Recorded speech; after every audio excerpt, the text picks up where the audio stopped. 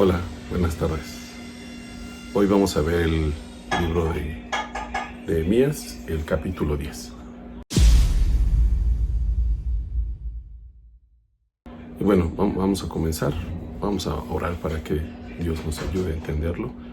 Padre bendito, te agradecemos en este día que podemos venir a ti, Señor, que podemos tomarnos este tiempo para estudiar tu palabra. Te pido que nos la reveles, Dios, y que no solo sea conocimiento en nuestra mente, Señor, sino también baje a nuestro corazón, Padre. La mantengas presente en nuestra vida para saber cómo agradarte, Dios. Te damos gracias en nombre de Jesús. Amén. Bueno, pues vamos a comenzar este capítulo 10. Sigue muy interesante. Pero vamos a tomar el capítulo anterior, el último verso. Es decir, el capítulo 9, el verso 38. Que dice... Ya está. Que dice pacto del pueblo de guardar la ley. ¿Ok? Allí termina el capítulo 9 en esto, ¿verdad? Dice así en el 38. A causa pues de todo esto, nosotros hacemos fiel promesa y la escribimos firmada por nuestros príncipes, por nuestros levitas y por nuestros sacerdotes. Se estaban comprometiendo a seguir con la voluntad de Dios, a seguir, dejar todo lo que habían hecho antes, todo lo malo que habían hecho, todo lo malo que habían aprendido, iban a comenzar a vivir de acuerdo a lo que Dios quería. Entonces, el pueblo, es un milagro muy grande esto, porque todo el pueblo decidió regresar a los caminos de Dios. Dice en el Nehemías 10:1, los que firmaron fueron Nehemías el gobernador, hijo de Jecalías, y Sedequías, Seraías, Azarías, Jeremías, Pasur, Amarías, Malquías, Hatús, Sebanías, Maluc, Harim, Meremot, Obadías, Daniel, Ginetón, Baruc, Mesulam, Abías, Mijaín, Masías, Bilgai, Semaías. Estos eran sacerdotes, y los levitas, Jesúa, hijo de Asanías, Binui, hijo de los hijos de Henadad, Cadmiel y sus hermanos, Sebanías, Jodías, Kelita, Pelaías, Hanán, Micaía, Reob, Hasabías, Sakur, Serebías, Sebanías, Odías, Bani y Beninu. Los cabezas del pueblo, Paros, Pahat Moab, Elam, Satú, Bani, Buni, Asgad, Bebai, Adonías, Bigbai, Adin, Ater, Ezequías, Asur, Odías, Asum, Besaí, Arif, Anatot, Nebaí, Macpías, Mesulam, Esir, Mesasabel, Sadoc, Jadúa, Pelatías, Hanán, Anaías, Oseas, Anaías, Asub, Aloes, Pila, Sobek, Reum, Hasabna, Masías, Aías, Anán, Maluc, Harim y Baana. Ok, el milagro tan grande que había sucedido aquí, lo vemos, quiero resaltar esto. En ningún momento dijeron, bueno, sí, Dios, es que nosotros hicimos lo malo, pero es que nuestros padres, pero es que la situación. Reconocieron y se hicieron responsables. Esta es una de las cosas más importantes. Cuando haya arrepentimiento, tiene que haber el reconocimiento de lo que se está haciendo realmente fue por decisión propia. Nos está reconociendo y haciéndose responsables precisamente. Son echándole la culpa a otro ni nada por el estilo. Inclusive llegan a este punto a firmar un documento. Se están comprometiendo nada más de que, bueno, Dios, como en otras ocasiones, sí, te vamos a seguir. Cuando Josué habló con ellos, cuando otros de los líderes de lo que habían tenido los israelitas hablando con ellos, dijeron, sí, los vamos a seguir, pero a la mera hora no lo hacían. Aquí se están comprometiendo por escrito.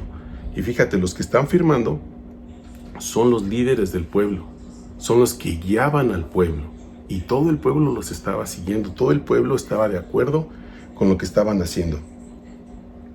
Dice en el 29, se reunieron con sus hermanos y sus principales para protestar y jurar que andarían en la ley de Dios, que fue dada por Moisés, siervo de Dios, y que guardarían y cumplirían todos los mandamientos. Fíjate, todos, no algunos, no los que les parecieran, todos, dice todos, decretos y estatutos de Dios nuestro Señor. Y aquí empieza la cuestión a partir del 30, que es punto por punto qué es lo que iban a hacer, específicamente qué es lo que iban a hacer. Y fíjate, comienzan en el 30. No daremos a nuestras hijas no daríamos a nuestras hijas a los pueblos de la tierra, ni tomaríamos sus hijas para nuestros hijos. Esto es algo importante, porque es lo primero que mencionan. Porque fíjate que la contaminación espiritual, vamos a ponerlo así, comienza de esa forma. En ese tiempo, las mujeres jugaban un rol muy importante en la educación de los hijos, ¿ok? En sus primeros años.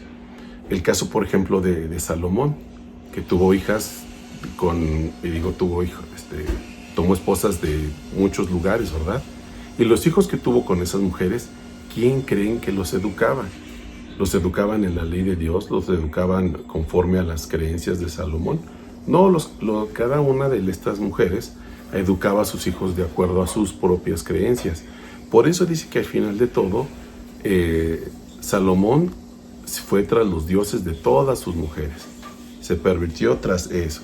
Entonces, desde aquí están tomando esto, que no nos vamos a mezclar con los pueblos, precisamente porque no querían que las mujeres de otros pueblos vinieran a educar a sus hijos y empezaran a enseñarles cosas diferentes a lo que Dios les había dicho. Ritos y adorar a dioses que no fueran Dios. Y lo mismo, ¿verdad? Si ellos daban sus hijas a extranjeros, ¿qué iba a pasar con ellas, verdad? ¿Dónde iban a servirse? Ellas se iban a sujetar a sus maridos. Y si su marido no quería ir al templo, no tenía una fe judía, pensémoslo así, israelita, pues entonces ella se iba a perder, ¿verdad? Iba a estar expuesta a otras situaciones.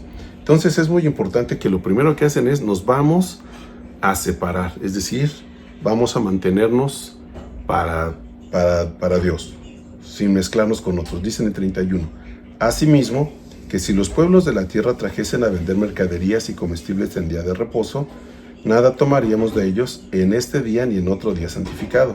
Y que hasta aquí. Esta parte es importante, no se van a mezclar con ellos, pero sí van a trabajar con ellos, sí van a ver comercio, sí van a ir a recibir a las personas que vengan y que vendan, pero lo importante es que no se van a mezclar con ellos en un tema espiritual, ¿ok? Porque ellos servían a otros dioses y ellos servían a Dios, el creador del universo, ¿ok? Entonces, como Dios había mandado del día de reposo, pues lo que sucede, ¿no? En algunas ocasiones, de que vienen y venden y van a vender sin importar qué día fuera, porque finalmente a los pueblos extranjeros pues, no les importaban los ritos o las creencias que tuvieran los israelitas, ¿verdad?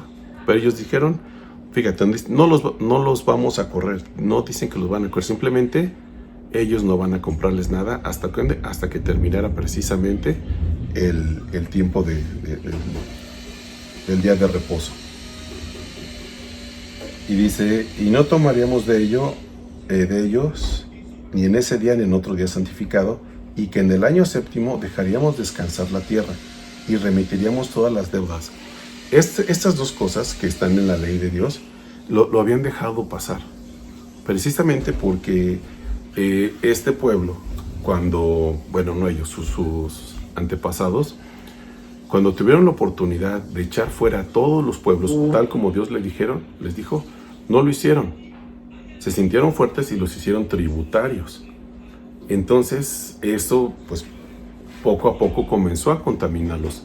Empezaron a quitar los ojos de Dios y empezaron a adoptar las costumbres y creencias de los pueblos que vivían ahí, de los cuales Dios les había dicho, no se mezclen, porque son naciones corrompidas, naciones y no es tanto que creían una cosa o en otra, sino que hacían cosas muy feas. Saben, por ejemplo, de los pueblos que tenían a Moloch por Dios, ¿verdad? Que era una deidad que la representaban por medio de una estatua grandísima de bronce, la calentaban al rojo vivo y ahí ellos de manera voluntaria ponían a sus hijos, a sus bebés. Imagínate qué perversión es esa. Entonces, precisamente por eso Dios no quería que se juntaran con esos pueblos, que aprendieran eso, y que tristemente pasó, finalmente pasó. Y la siguiente parte dice, terminamos con eso, el séptimo año te van a dejar descansar la tierra, que es algo muy importante. Y otra cosa importante, remitiríamos toda la deuda. Acuérdate que la deuda la pueden poner tener por 7 años, pero al 7º año tenían que liberar todo empezaba de nuevo, ¿verdad? Si ya las deudas que se habían adquirido, si alguien se había vendido como esclavo a uno de sus hermanos, en el año 7º tenían que dejarlos ir, porque era mandato de Dios. Y es algo que conviene, ¿no? Dice en el 32, aquí esta parte corresponde al templo de Dios, el compromiso que ellos tenían con el templo de Dios. Acuérdense que hemos visto previamente que el templo de Dios, ¿qué significaba? La presencia de Dios aquí en la tierra. ¿Ok? Y en ese tiempo, eso era lo que simbolizaba, la presencia de Dios. Entonces dice, nos impusimos, vamos en 32, además por ley, el cargo de contribuir cada año con la tercera parte de un ciclo para la obra de la casa de nuestro Dios, para que el pan de la proposición y para que la ofrenda continua, para la ofrenda continua, para el holocausto continuo y los días de reposo, las lunas nuevas, las festividades y para las cosas santificadas y los sacrificios de la expiación por el pecado de Israel y para todo el servicio de la casa de nuestro Dios. Estaban comprometiéndose a estar aportando, a estar atentos a esas necesidades y suplir esas necesidades que implicaba el tener un templo. ¿Ok? Se estaban comprometiendo ellos ahí. Echamos también suertes los sacerdotes, los levitas y el pueblo cerca de la ofrenda de la leña para traerla a la casa de nuestro Dios, según las casas de nuestros padres, en los tiempos determinados cada año, para quemar sobre el altar de Dios, nuestro Dios, el Señor nuestro Dios, como está escrito en la ley.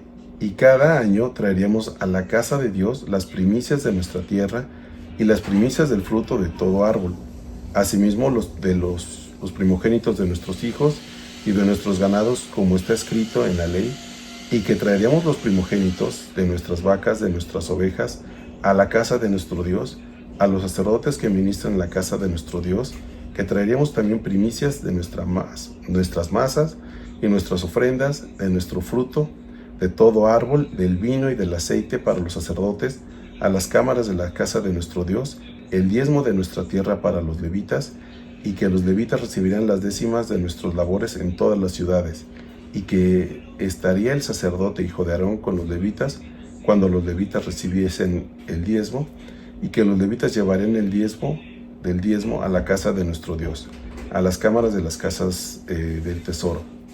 ¿Ok? Entonces ellos, fíjate, se estaban comprometiendo no solamente en la parte de decir, sí, Dios, nos vamos a apartar, vamos a seguir tus leyes, no nos vamos a mezclar con los pueblos. Y el siguiente, la presencia de Dios. En ese tiempo lo que ellos tenían como presencia de Dios, que era el templo, iba a ocupar un lugar importante en ellos. Iban a proveer lo que se necesitaba para cada uno de los aspectos o las necesidades del templo, ¿verdad? De las personas que estaban sirviendo ahí, tanto de los levitas como de los sacerdotes. Todo el pueblo se estaba comprometiendo a cumplir con eso, a dar de manera voluntaria, porque aquí lo están diciendo, a contribuir de manera voluntaria con todas estas cosas que Dios había mandado antes. Y esto es, te digo, es un hecho sin precedente, porque como el arrepentimiento llegó a todo Israel. Después todo lo que tuvieron que pasar, pero finalmente hay un fruto en todo esto. Lejos de decir, Dios, es que ¿por qué nos has abandonado? ¿Por qué nos has dejado? ¿Por qué nos has entregado a nuestros enemigos? Mira cómo se gozan y reniegan de tu nombre, y mira, y nosotros, pobrecitos. Reconocieron que todo eso les había venido porque se habían alejado de Dios. Reconocieron que todo eso había venido por el pecado de sus padres y de ellos mismos. Y se están reconciliando con Dios, pero están haciendo de corazón, y la forma en ese momento de manifestarlo fue a través de este documento donde hacen un pacto y firmado, ¿no? Y dice en el último, el 39, porque las cámaras de los tesoros han de llevar los hijos de Israel y los hijos de Leví la ofrenda del grano, del vino, del aceite, y allí estarán los utensilios del santuario y los sacerdotes que ministran, los porteros y los cantores, y no abandonaremos la casa de nuestro Dios. Ok, aquí no sé qué tan impresionante debe haber sido para todos ellos. Digo, desde el anterior, desde el 9, cuando empezaron a adorar a Dios, cuando empezaron a leer la ley, cuando se arrepintieron, cuando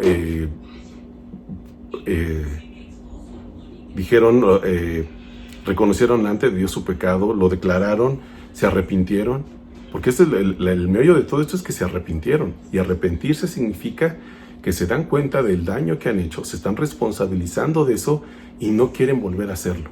Le están pidiendo perdón a Dios porque entienden que lo han ofendido a Él primero, le están pidiendo perdón y no quieren volver a hacerlo. Ese es el arrepentimiento. Es lo que está, es el resultado, y el resultado del arrepentimiento es precisamente todo esto. Y me gusta mucho cómo dice el último: no abandonaremos la casa de nuestro Dios, no abandonaremos la presencia de Dios. Ahora, para nosotros, ¿qué podemos aprender de aquí? ¿Qué podemos aprender de aquí? Fíjate que una de las cosas importantes es que a veces las situaciones, por la razón que sea, no son como nosotros esperábamos. A veces las circunstancias nos hacen que actuemos de cierta forma, o no es algo que nosotros quisiéramos, ¿no? Porque a lo mejor si nos preguntaran, ¿cuál es tu vida ideal? Pues seguramente probablemente sería muy diferente a la que vivimos el día de hoy. Pero fíjate que si estamos viviendo esto el día de hoy, tiene también que ver con Dios. Si Dios nos está permitiendo vivir en esto, es porque algo nos quiere enseñar. A diferencia del pueblo de Israel, nosotros tenemos el Espíritu de Dios en nosotros. Entonces, cuando vienen estos tiempos en los que pecamos, ¿sí? Porque somos hijos de Dios, somos nuevas criaturas, pero todavía nuestra mente y nuestro corazón siguen siendo renovadas, no están renovados por completo. Y mientras eso no suceda completamente, estamos expuestos al pecado, ¿ok? No quiere decir que estamos disculpados de pecar. No, estamos diciendo que aún podemos pecar. A diferencia de antes, nosotros ya tenemos esa carga por ese pecado, es decir, estamos conscientes de ese pecado. Nuestro espíritu nos muestra que hay pecado en nosotros y qué es lo que hay que hacer. Decir, Dios, pues es que el diablo me orilló a hacer esto. Sí, Dios, pequé porque, pues mira en qué situación me pones, ¿no? Dios, es que pequé porque, pues mira, apenas si tengo para salir con los gastos. O pequé porque ve cómo es mi esposa, cómo son mis hijos, cómo es mi iglesia, el pastor no me hace caso. No sé, muchas cosas que podríamos poner como pretexto, pero eso no implica un arrepentimiento. Dios nos perdona cuando nos arrepentimos. Cuando venimos delante de Dios y decimos, Señor, perdóname, reconozco que he pecado en contra de ti. No voy a echarle la culpa a nadie, yo lo reconozco, Señor, te pido que me perdones. Te pido que me perdones y que me hagas una nueva criatura. Así como cuando David escribió su salmo cuando pecó, cuando se metió con Betsabé. ¿Te acuerdas? Ese salmo, como le está diciendo, si fuera rojo como la grana, límpiame, para que sea como la nieve. Y el Señor nos va a limpiar, porque finalmente eso es lo que quiere. Que nosotros nos acerquemos, que nosotros estemos constantemente en su presencia.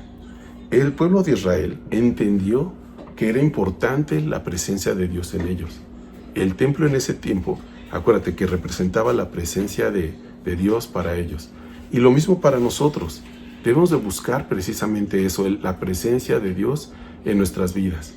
La presencia de Dios está con nosotros. Si tú recibiste a Jesús como Señor y Salvador, la presencia de Dios está en ti.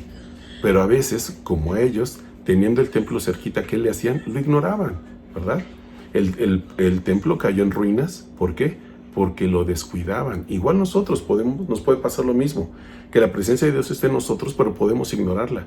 Pues nuestros ojos están tanto en nosotros mismos que pecamos y justificamos ese pecado y decimos, bueno, no estuvo tan grave, pero así como a ellos les sucedió, que poco a poco, aún viviendo en Jerusalén, donde estaba el templo y todo eso, lo empezaron a descuidar y se empezó a gritar y lo empezaron a saquear, todo eso. Eso puede suceder con nosotros.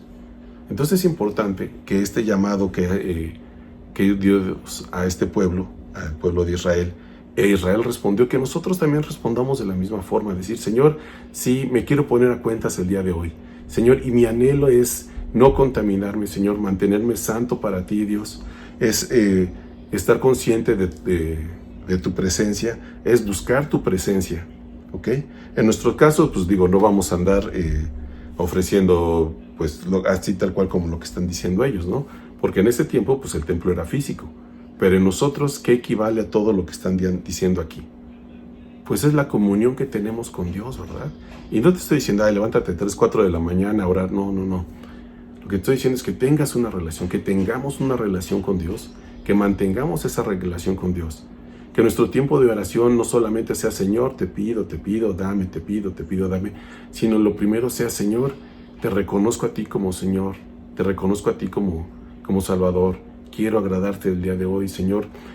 Buscar precisamente esa relación con Dios, el reconocerlo, el estar más cercano a Él. Y que sea algo constante, ¿no? Y que implique, pues, todo lo que necesitamos, ¿verdad? El estar ahí, el conocerlo, el leer la Biblia. Pero otra vez digo, el leer la Biblia no como un acto mecánico nada más, sino el leer la Biblia como un alimento. Como cuando tienes hambre y dices, quiero comer algo y se te antoja algo. Y mientras llega el tiempo de comer dices, cómo me gustaría comer esto. Igual así, ese anhelo por la palabra de Dios. Para que lo conozcamos a Él, que leer la Biblia no solamente sea el leerla, sino el aprender, el conocer de Dios. Finalmente, eso es lo que buscamos, conocer de Dios, el que nosotros lo conozcamos de manera personal, para que podamos confiar en Él, para que podamos seguirlo y servirlo. Sobre todo, seguirlo. Y que finalmente, así como dice aquí al último, en la última parte del 39 del capítulo 10 de Nehemías, y no abandonaremos la casa de nuestro Dios. ¿Okay? Y yo te invito que terminemos esta reflexión con eso. Y no abandonaremos la casa de nuestro Dios. No porque seamos muy buenos o perdón, porque no lo merezcamos o porque nuestros hechos justifiquen esto, sino porque es algo que nos conviene. Mientras estemos con Dios, mientras nuestros ojos estén con Dios, el amor así de nosotros para con Dios va a ir aumentando, a tal punto que ya no vamos a pecar, porque Él va transformando nuestra mente y nuestro corazón. ¿Okay? Bueno, mis hermanos, aquí termina el capítulo 10. Los invitamos a que escuchen al siguiente, el de Nehemías 11, que esto sigue muy bueno. Que Dios les bendiga. Cuando oscurece y el miedo crece, escucharé tu voz. Si mi esperanza y fe se acaban, mi fuerza tú serás. Cuando creo